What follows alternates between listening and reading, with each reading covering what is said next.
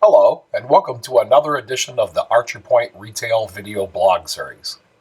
Today, we're going to start off a series of short blogs that have to do with NAV integration with Amazon, or more specifically, Amazon.com Marketplace Web Services.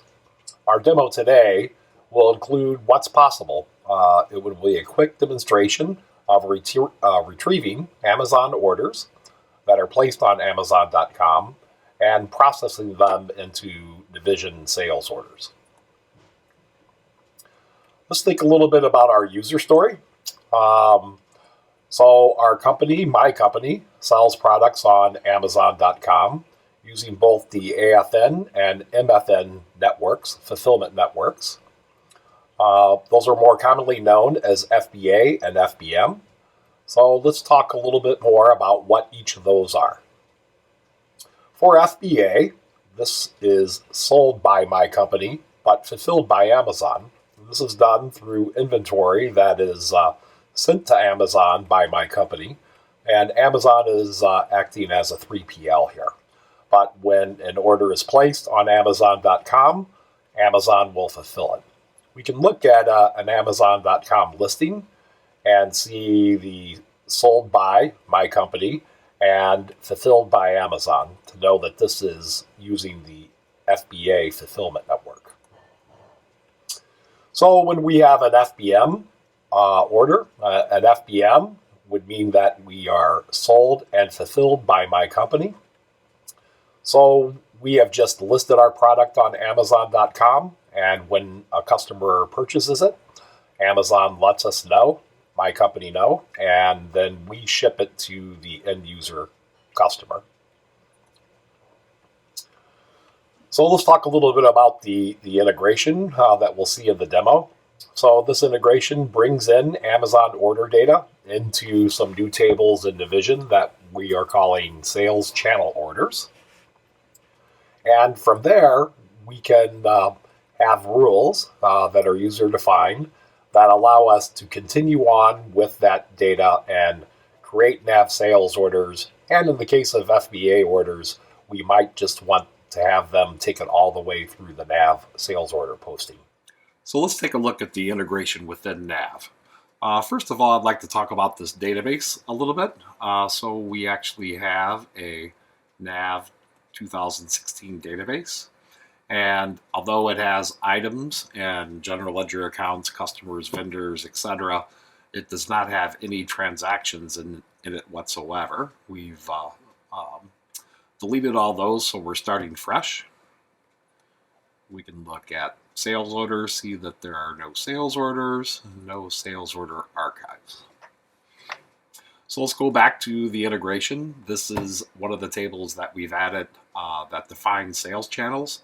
Today's blog is going to be concerned just with the Amazon sales channels, although as mentioned earlier, it is designed to be able to handle many sales channels and be a central repository as to how you deal with sales made by an external channel.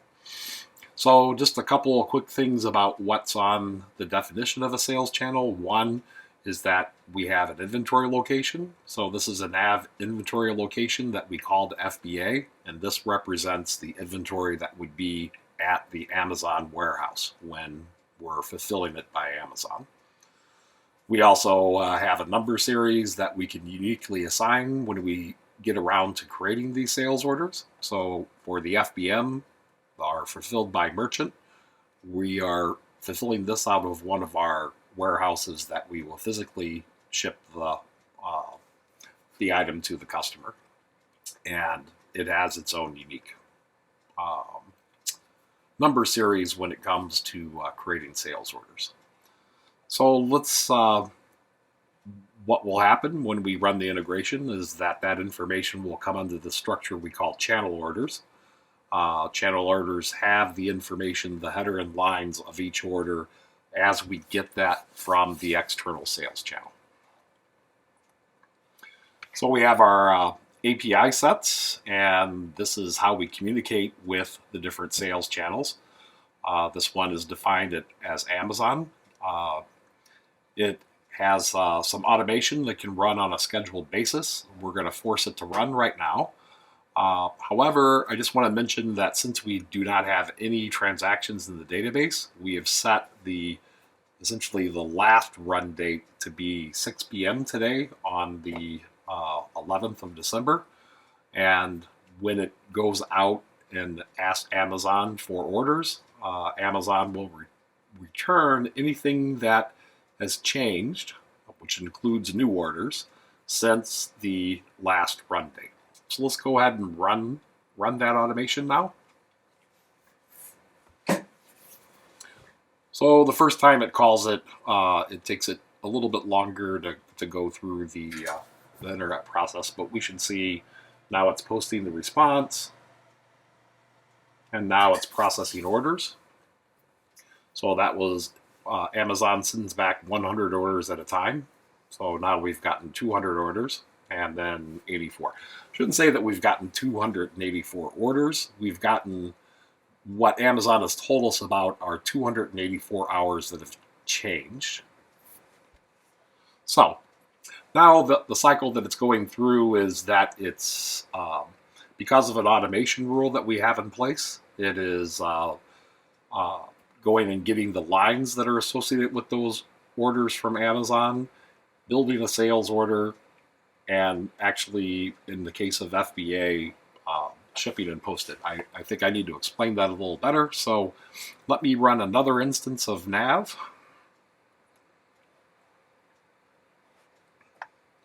And I'll just show you the rule that it's following. So we have this the ability to customize what it does when it gets this information back. So it says for channel FBA,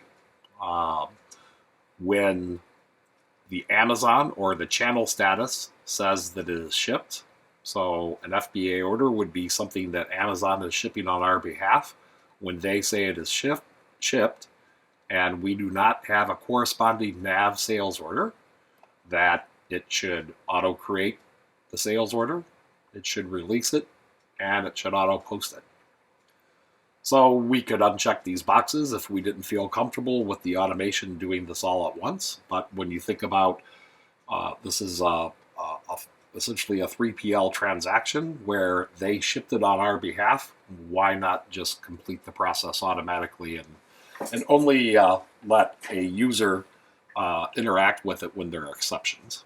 For an FBM order, the rule essentially says when Amazon says that it is unshipped. So after Amazon has everything in place and we as the seller are authorized to ship an FBM order, they will tell us that it has a status of unshipped. So you see in this case, we only want it to create the sales order and not release it or post it. We want a human to be able to look at that. So let's see how we're progressing on the automation. So let's just see what we have when we're looking at the channel orders. Oh, and by the way, normally this information would show up, but because this is live information from Amazon, in other words, these are real orders, I have masked out the real buyers' names and the order IDs. So right off the bat, we see that we have pending orders here. When the order status is pending from Amazon, they do not return the customer information, but we do know that there's an order out there, and we could get the items that were associated with that order. Here we have a status that is shipped on this line, and our automation rule said just go ahead and create the sales order and go ahead and invoice and post it. So that is what we did, and so our internal order status says that this is complete. So let's just take a look at that real quick. If we look at the channel order information that came in, this is what the sales channel order card looks like. So it's similar to a NAV sales order, only this is the information that came from the channel. Has our general information, the Amazon order ID, the buyer's email, and the buyer's name. We can see over here, this is part of the status. This is when it was ordered, which this was ordered several days ago. It is now considered complete. Our NAV sales order status is archived, and this was our NAV order number. Here's the lines that were part of that. And this is part of the integration, still needs to be updated. That line really is shipped. So let's just go ahead and look. And we can look at the archived sales order. So this is a standard NAV screen that we're just opening it up. And once again, we have the name and address and external document number masked, but this is pretty much the same as a normal archived sales order that's already been posted. We could see that there are posted documents associated with it. So here, if you remember, the database was empty. Now we have essentially all these sales shipments out there. And when we go back to the channel orders, let's look and see if we can find some other statuses.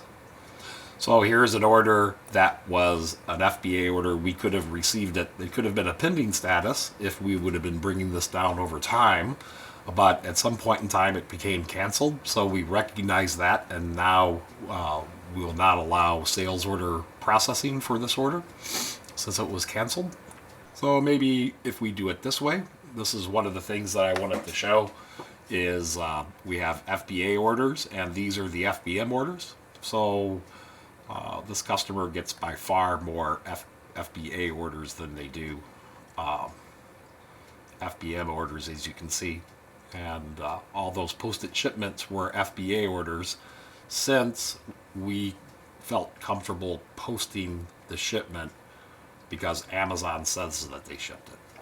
So, but these FBM orders are different. This is something now that we need to do. We need to ship this to the customer that's associated with it. So if we look at one of these channel orders, we can see this is the item number as it existed, as it came from Amazon. So this is what Amazon knows the order number as, and this is the description that they return. Here's the price. But let's just go and show the NAV document because our rule said that we would create a NAV sales order from this. So now we can see that this number over here is slightly different, and it also has a variant code. So what happens when it goes through the sales order create process is it's using the standard NAV cross-references to be able to equate what Amazon knows this item as to our NAV item number and variant code. Okay, we knew to bring this from this location because that's what we had the that sales order tied to. What location code? Our sales channel record, and it's pretty standard from here. Bring it in. We actually did create a customer that is unique to the Amazon buyer's email address. So we will keep these customers, and we will know when they repeat buy. Amazon does allow us to contact them. So thanks for watching. Hope the NAV community sees some value in this, and hopefully we'll be getting some other blogs out that show more of the integration in the future. Thanks.